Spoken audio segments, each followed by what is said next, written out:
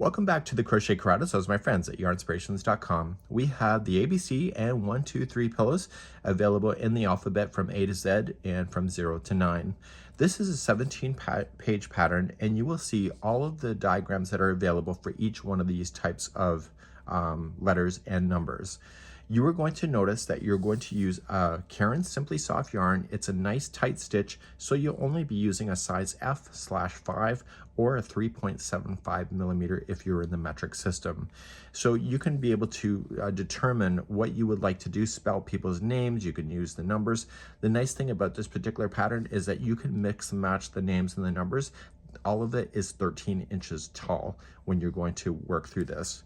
So as I mentioned, it's 17 pages of fabulousness. So whether you're spelling the names out, just like you see here on page number 2, it is not a hard thing to do. The difference is with this is that you need to know how to read the crochet diagrams that have been available to you.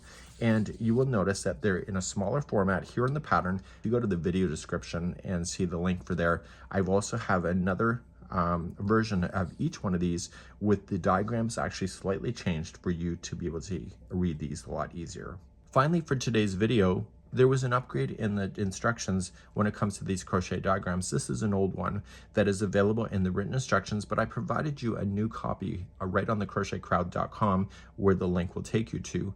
People have questions. Where did this change just pop out of? Why did this just come out like this? And exactly why are we starting here when we've probably been working up through here?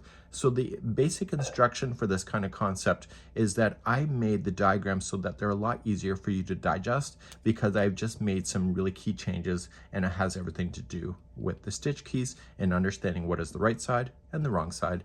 And we'll move on to the next tutorial.